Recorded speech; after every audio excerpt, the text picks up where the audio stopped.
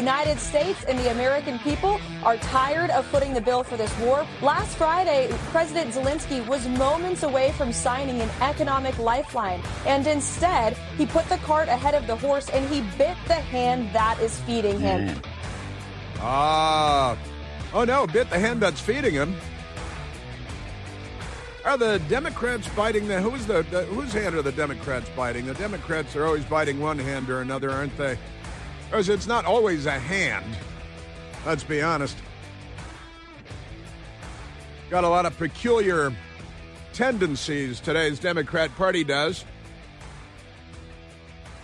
I noticed CNN today, their banner headline is Trump to address nation tonight. We have the address to the joint session of Congress by the president tonight. Very much like a State of the Union address, but year one. Not technically a State of the Union, but the same thing. Presidential address to a joint assemblage of the Congress with the House and the Senate in the same room. At least some Democrats are boycotting because they're radicals, and they got to keep the war going in Ukraine. The war machine is key to them. They really don't want any.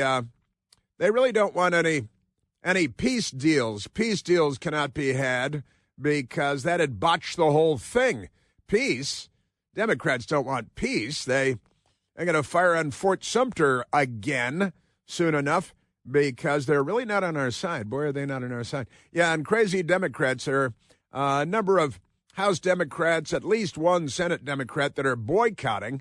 I'm not sure if Nancy Pelosi is going to boycott or if she can make it at all because, but if she does, I sure hope she'll get a copy of the presidential speech and tear it up as she did, little fascist Confederate that she is, last time around with President Trump. Delivering an address, a State of the Union address last time around. The Democrats, they're not good neighbors, let's just say. Not good at all. So we've got a great many things going on today. In addition to that, President Trump announced last night that there would be tariffs imposed on several countries, on Mexico, merry old Mexico, where they have maracas and caracas and all that stuff. Lots of stuff like that. Mexico with some tariffs, and the Mexican government they're banging the drum a little bit, and they're gonna see. They figured out, we're big and they're small by comparison, but Mexico 25% tariff on all imports from Mexico. Does that include the fentanyl and the pot? I'm curious about that. How does that work exactly? No, they work those through back channels, probably no tariffs on that. The things that won't have tariffs will include fentanyl, comes from China in the long run.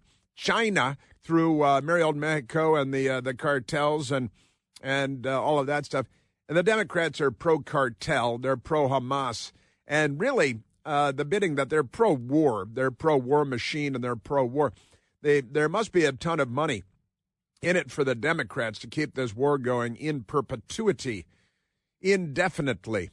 And amazing stuff. But back to the tariffs, because President Trump, 25% tariff on Mexico, and the Democrats, oh, no, that's a tax on us. We'll see how Mexico responds. Also, Canada, America's hat, a 10% tariff on energy imports, oil and gas and good things like that. They have wind farms that send us like 9 volts of energy, like a 9-volt battery. Also, for Canada, 25% tariff on other imports that are not energy imports, 25%. And I'm going to tell you the truth. I don't know how this is going to come out. I hope that President Trump and the White House, I hope that they know how this is going to come out. On China, a 20% tariff on China, and then an additional 10% on certain items. So that'd be a 30% tariff on some goods out of China. And isn't that everything out of China? Honestly, were it not for the little slave children working their fingers to nubs day and night, honestly, how would Democrats pay their way in the world? Crazy. So also the White House announced a pause, tapping the pause button, a pause on aid for Ukraine. And you know how the Democrats love Ukraine. The Ukrainians put millions of dollars into the pockets of the Biden family, to name just one of their many accomplishments. But they did announce yesterday, President Trump has been clear that he is focused on peace. We need our partners to be committed to that goal as well. We are pausing and reviewing our aid to ensure that it is contributing to a solution. It did seem that it did appear that Volodymyr Zelensky, he wasn't hell-bent on a ceasefire or a peace deal. He seemed kind of hell-bent on more stuff for Ukraine, I guess, keep the war going and all that. And, oh, no, and we need everything back. And, of course, what was it, 2014 under Obama, that the Russians under Putin, because they're commies, he's a commie, KGB, commie killer. That's what they do. They kill and they steal and they destroy. They're the left, just in case you haven't heard about them yet. But so do we redraw the lines around Ukraine to the pre-Barack Obama borders, the pre-Obama era invasion of Crimea borders? Because that's going to be part of the discussion, right? And what is Volodymyr Zelensky? He's got demands. He doesn't have requests. He has demands. And pretty amazing stuff. And did he cut a deal with the UK for the mineral rights secretly before even coming to the United States to detonate his diplomatic suicide vest in the Oval Office, as he did, splattering his diplomatic self all over the walls of the Oval Office? It was something to see, no doubt about it. But President Trump with big moves with the pausing military aid to Ukraine and Volodymyr Zelensky, and also imposing tariffs on Canada and Mexico and China as well. So that's kind of a big deal. And the stock market heard about this yesterday. You've heard of the stock market. It's in New York, apparently, and the Dow Jones lost about 650 points yesterday, which is, 650 points. Will doubtless bounce back in no time at all, because that's what it does when it drops, and we've seen it drop more precipitously than that in the last handful of years, time and time again. And it does seem to come back, doesn't it? Because it's the American stock market. But there are concerns, investors and so on. I had a friend text me yesterday. He said, I'm watching my stocks. It was late in the day, around closing time yesterday. And he said, every one of my stocks has gone down except Raytheon, which you might say is a military industrial complex defense contractor. I'm in favor of the military industrial complex and of defense contractors, don't get me wrong. But he said the only stock that didn't go down was Raytheon. Everything in his portfolio, he has a portfolio, I'm not sure that I do, but he's got a portfolio, and he said everything took a hit yesterday except Raytheon, which went up. And I said, well, that's because war is good for business, and the Democrats, they like war. That's the part of business that they like. Amazing stuff. Also in Canada, they have a Twinkie there by the name of Trudeau. And Justin Trudeau, not to be confused with his father, Pierre Trudeau. He's the Canadian Prime Minister. And he said after President Trump announced there would be tariffs on Canada, which you don't see a lot of historically. But, President Trump decided that every trade deal that we've struck with all of our friends and allies represents a trade imbalance, and that we take the hit in every relationship because we're the biggest country and we're rich. And don't worry about us. We're already $36 trillion in debt. What possible difference could it make if we've got a trade deficit with you, a trade imbalance with you, whoever you are? And apparently every country in the world has a beneficial trade relationship for themselves with the United States that is detrimental to the United States. And President Trump took a look at this and said, well, wait a minute, if these people are our friends and our trading partners, why do we have these terrible trade imbalances with every country, including our friends? No wonder we're $36 trillion in debt. Have they gone to Fort Knox yet to walk into the Goldfinger room and see if all the gold is there and scratch them with their car keys and see if maybe they're lead bricks that are just spray-painted gold or something like that? Has that happened? Is President Trump at the address to a joint session of Congress tonight going to announce that we're returning to the gold standard? That'd be fun. Richard Nixon undid the gold standard. Big mistake. Big mistake. So we've got a lot going on because President Trump is a busy guy day and night. And the Democrats, they really hate Elon Musk, don't they? Boy, they're crazy. When they hate you, they really hate you. They want to set everything on fire and sometimes shoot people because, going back to the Confederate States of America and the first American Civil War that the Democrats started, their behavior is very bad. In fact, there's a story that I latched onto this morning that friend shared with me, as a matter of fact, that Democrats are attacking now, because they had the transgender person that attacked the Tesla dealership. That was last week, and set things on fire at the Tesla dealership because the transgender people are very often violent. Unusual number of transgender people are violent, and that's worthy of note, I've got to say. Mass shootings and all kinds of crazy stuff from the transgender Democrats. But another story popped last night that Democrats have attacked the Tesla charging stations in Massachusetts and set them on fire. CBS Fake News has the headline, Massachusetts Gesundheit. Tesla charging stations intentionally set on fire, investigators believe. They believe that they didn't all just self-immolate like so many Democrats have. Isn't that amazing?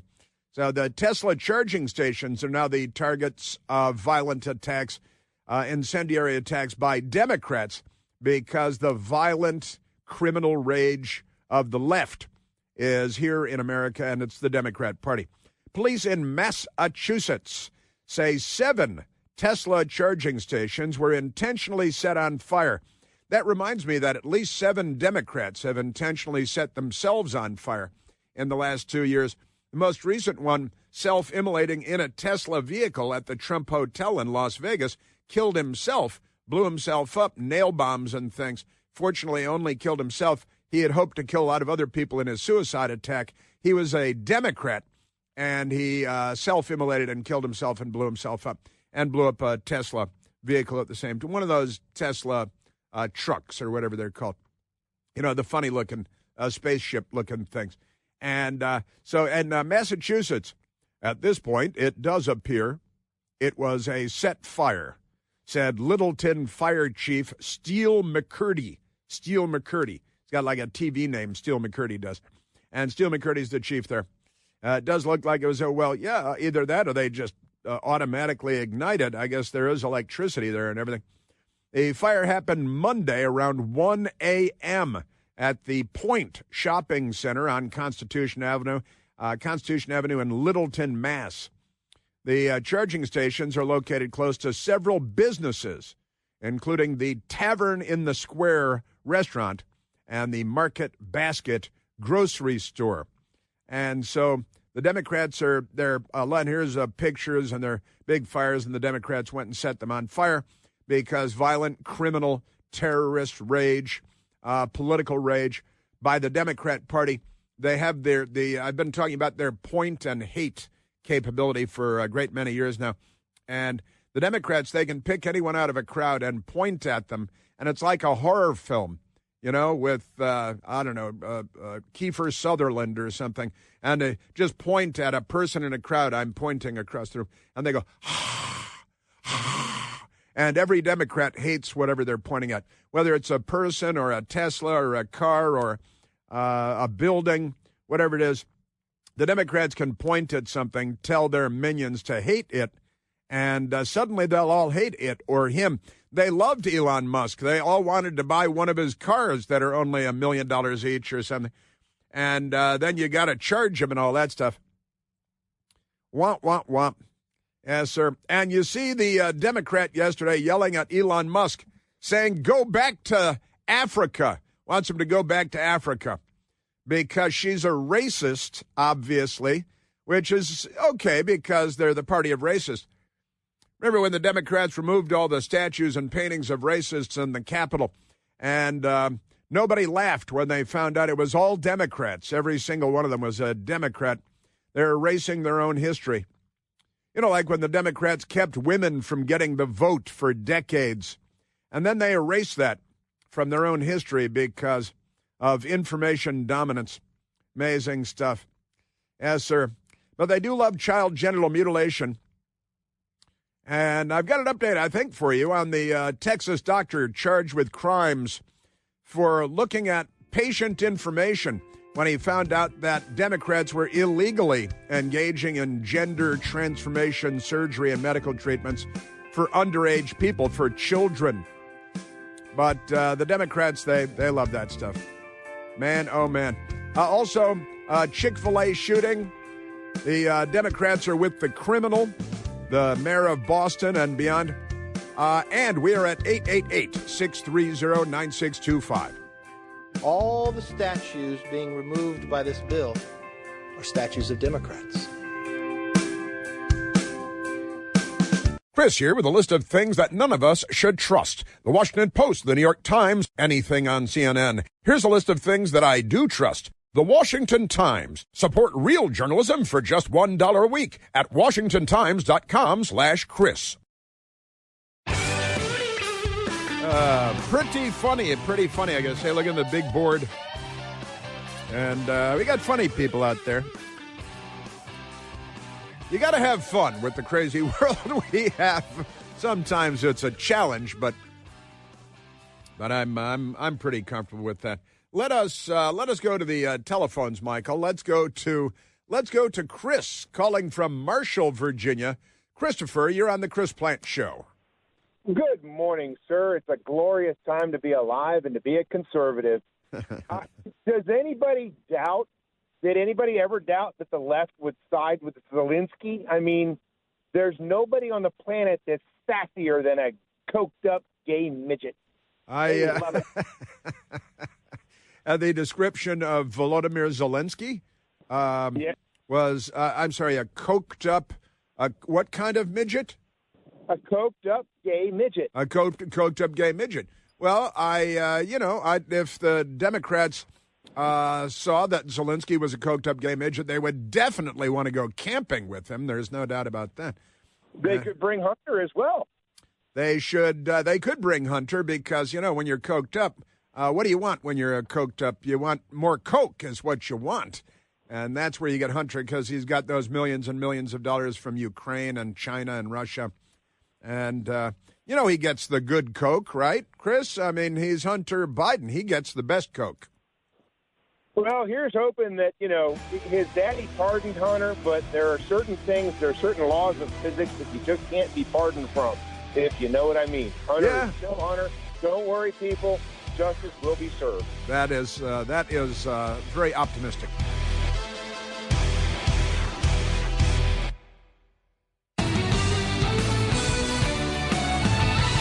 Now, President Trump's big address to a joint session of Congress tonight, kind of a big deal, I think it would be fair to say. And there are a couple of headlines that the White House has put out. The renewal of the American dream is the theme of the speech that the President of the United States will deliver to the nation tonight and to a joint session of Congress, not counting the Democrats that boycott, because there are a bunch of headlines. The left-wing radicals at Axios with the headline, Democratic boycott builds against Trump's speech to Congress. And the people at Axios, they're with the Democrat Party, so they do propaganda for them and spin it for them. A Democratic boycott, not very democratic, is it? Is developing ahead of President Trump's address to Congress on Tuesday. Axios has learned along with everyone else. But never mind that. Democratic leaders have asked lawmakers to show up to the speech with people affected by DOGE and Trump's federal funding freeze. So show up if someone has been laid off. Show up with people laid off. That's the idea. Senator Patty Murray, a radical extremist Democrat from the state of Washington, one of the most senior Democrats in the Senate, will not attend Trump's speech on Tuesday. On Tuesday, Axios has learned. Neither will Democrat Senator Ron Wyden from Oregon, an extreme left-wing terrorist, I think, and fascist. Isn't that these are the words that we use now, right? Who will instead host an online town hall. I hope it's not disrupted by paid performers, as is happening around the country right now, but it very well might be. And the House of Representatives, they've got a representative named Becca Balint, who's a Democrat from Vermont, told Axios she does not plan to attend, will instead participate in a MoveOn.org live stream. That's the organization that stood up right after September 11th to support radical Islamic jihadi terrorism against the United States and the West. So Becca Balint, she's going with the MoveOn pro-Hamas group there. Womp, womp, womp. Representative Sean Casten, a Democrat from Illinois, also plans to skip the speech. His office told Axios. That's not very elaborate information there. Several other House Democrats told Axios last week that they were on the fence about attending the speech. The radical extremist Jasmine Crockett, we played some audio of her lunatic rantings yesterday for you. As of now, I don't have any reason to go. And then she pulled the cord on her suicide vest. It was kind of funny. So we got that. Democrats on Capitol Hill split on how to best handle Trump's first big address to Congress of his second term. And they have a guest list that they hope will showcase, and the media will do that for them, what they argue are the harms of Trump's first month in office. Because never mind that Bill Clinton and the Clinton administration reduced the size of the federal government when it was much smaller already by more than 400,000 employees, and the media applauded because it was a responsible adult leadership. But now it's the complete opposite, because were it not for double standards, liberals would have no standards at all, as we all know at this point. Isn't that amazing? So what will be in the speech? President Trump will go through accomplishments from the first month, slightly more than a month, of President Trump's second term. Talk about the border most certainly, and what the Trump administration has done for the economy, and some of that is a work in progress, I've got to say, with tariffs for Mexico and Canada and China. The president will be talking about his renewed push for Congress to pass additional funding for border security, because he secured the border to about 90%. The Democrats, they opened the floodgates, they rang the dinner bell, they put your daughters out there on the border and said, here, have them. And they invited the gangs in from all over Latin America, and the cartels and the fentanyl smugglers and all the other smugglers and the human traffickers. The president will also talk about plans for peace around the world. Democrats don't want peace around the world. Democrats are the party of war, of eternal war, of forever wars. They just want more war. They're obviously making money off of it somehow. There are also all kinds of discussions going on, just starting to go on now, about the money laundering that's taking place with the tens of billions, hundreds of billions that we're sending to Ukraine. Where is all that money going, one might ask? And why does Volodymyr Zelensky not want to cease fire like that, lickety-split? Why does Zelensky, it's his country, it's his people, why does he not want to cease fire right away? That's kind of peculiar, isn't it? Who's got him by the throat? Because you may recall, Zelensky said, I shared with you yesterday, said, we are ready to sign the minerals agreement, which he did not agree to sign when he was at the White House on Friday. And it will be the first step towards security guarantees. Should it be the first step toward peace? Security guarantee. Don't you want to stop the shooting and then get to the security guarantees? Just curious. He said, but it's not enough. Now he's got a list of demands. We need more than just that.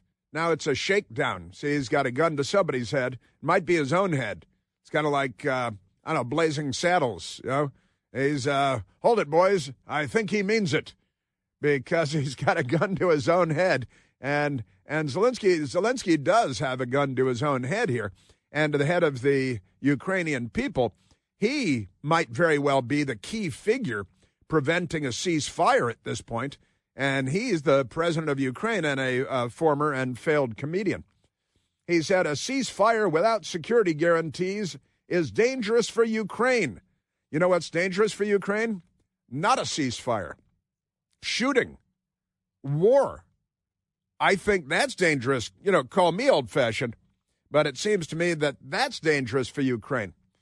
War and shooting and killing and bombing and exploding drones, those things I think are dangerous for Ukraine. A ceasefire, it strikes me, might be less dangerous in the immediate short term than just continuing the killing.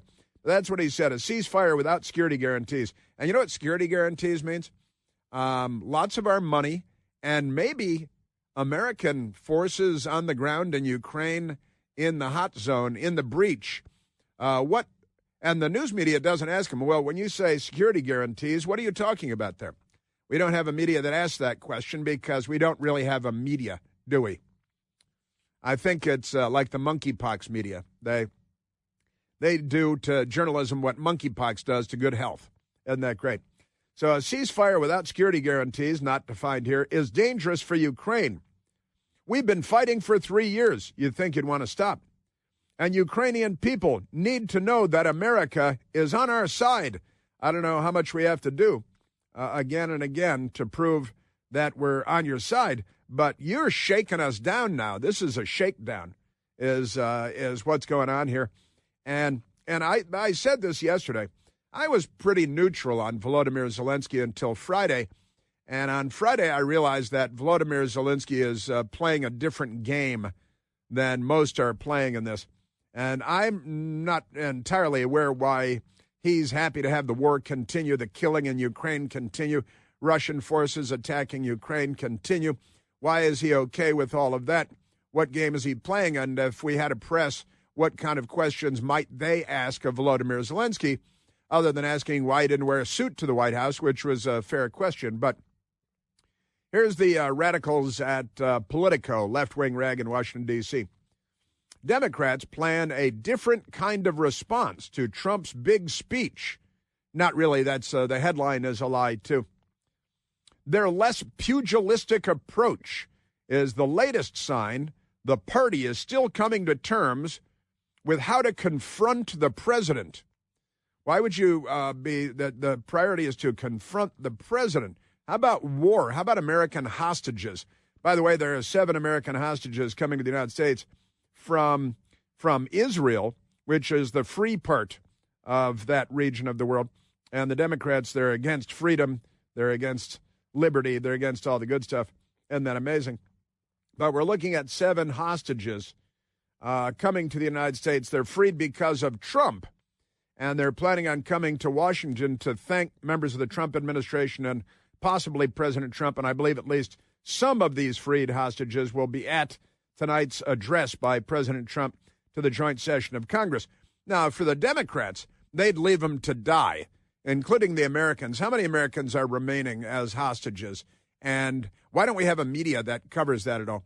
5 or 6 or 7 or 8 Americans still being held. How many are living because the creeps, the ghouls, they hold on to their bodies after they murder them and don't release their bodies because they hold the dead bodies as hostages because the troglodytes, they view this as the ghouls, the ghastly ghouls. They view this as leverage. Hey, we've got the dead bodies and we're going to do whatever to them while we've still got them. And your Democrat Party, boy, they are really something. Yeah, and I mentioned that we've got that going on in Israel and the filthy, stinking Gaza. And we've got war in Ukraine, and the president of Ukraine doesn't seem too eager for peace. President Trump is obviously much more eager to end the war than is Volodymyr Zelensky. That's quite remarkable.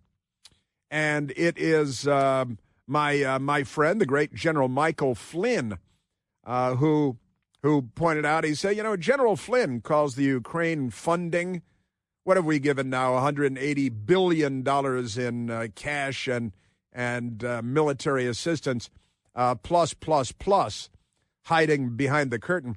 General Flynn calls the Ukraine funding operation, quote, one giant money laundering operation. One giant money laundering operation. I've been saying for a long time, Ukraine is one big money laundering operation, and all Elon has done is demonstrated the outflow of dollars going out of the country through different parts of our government. What he hasn't shown yet is the complete cycle of funding that is going on from once it goes out. Where does it go to? How does it then flow around Europe? And how does it flow back into the pockets of people here in the United States of America? And the Biden family and the Democrats, and they're buying their houses on Deep Creek Lake and their boats and all of that good stuff.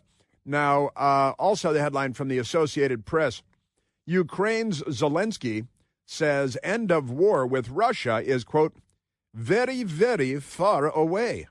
Very, very. It's very, very far away. That's what he's saying. Out of Kiev, which isn't called Kyiv, it's called Kiev.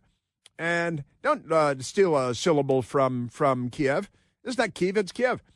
And the Associated Press out of Kiev in Ukraine. A deal to end the war between Ukraine and Russia, quote, is still very, very far away, end quote. Ukrainian President Volodymyr Zelensky said, adding that he believed Ukraine's long-term partnership with the U.S. was strong enough that American support would continue despite recent fraught relations with U.S. President Donald Trump. This is basically his first month in office. And, unless you guys take more drastic, violent action, he's going to be president for the next 4 years. And you're really playing this very, very badly. I've never seen any international relations like the international relations that Kiev has brought to the discussion. And Volodymyr Zelensky, it's quite amazing. The President of the United States wants to be on your side, but he also wants to stop war.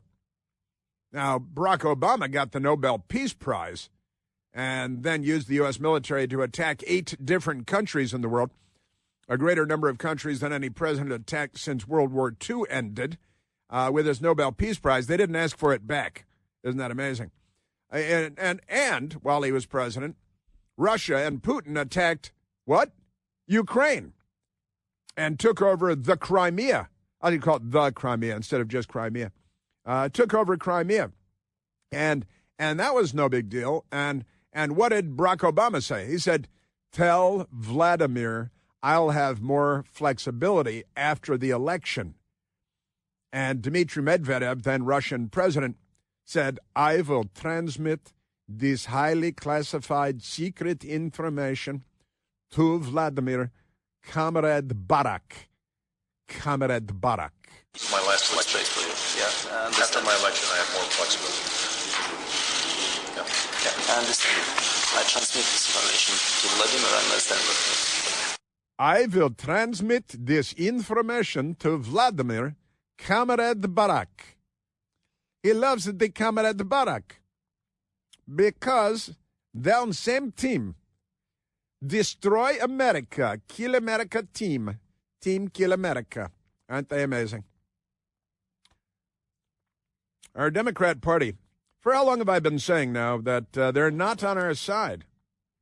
You know why I say that? Because they're not on our side. And it should be abundantly obvious to everyone that's paying attention, just by the way. Isn't that amazing? Wah, wah, wah. A new headline from Axios today. Some Democrats are plotting to disrupt Trump's speech to Congress. You think self-immolations and suicide vests again? It's getting so tiresome from the Democrats, isn't it? Isn't anybody going to help that poor man?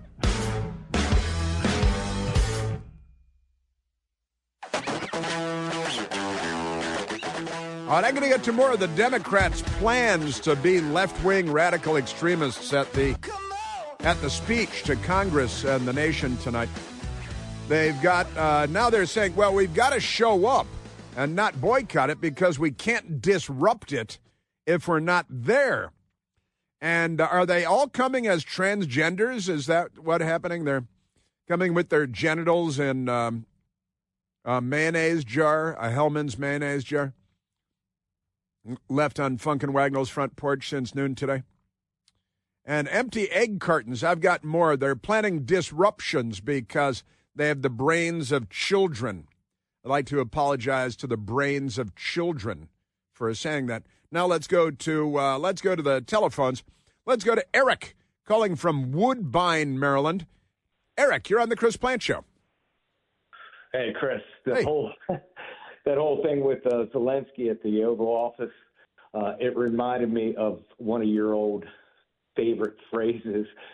He was hoisted by his own petard. And it's funny because he was crossing his arms like he was bracing himself for it. That's true. Now, he did meet with Democrats on Capitol Hill before he went to the White House, and some are hypothesizing, suggesting, wondering, questioning whether the Democrats encouraged him to behave like that. Which would be the Democrats' petard, I guess. I got to tell you, and has he been hoist on his own petard, Volodymyr Zelensky? He kind of has, because he was invited to the Oval Office to meet with the President of the United States, a primary financier of their war. President Trump wants to end the war, and now our news media is so corrupt that they've actually declared Volodymyr Zelensky to be the winner here, when he, representing the Ukrainian people, is the biggest loser that the Ukrainian people could have asked for, unless the Ukrainian people want the war to go on and on and on, which I suspect they do not. That's another thing, though. You know what? During that whole meeting, and people are glossing this over, I can't believe that you haven't brought it up. He said something about the media.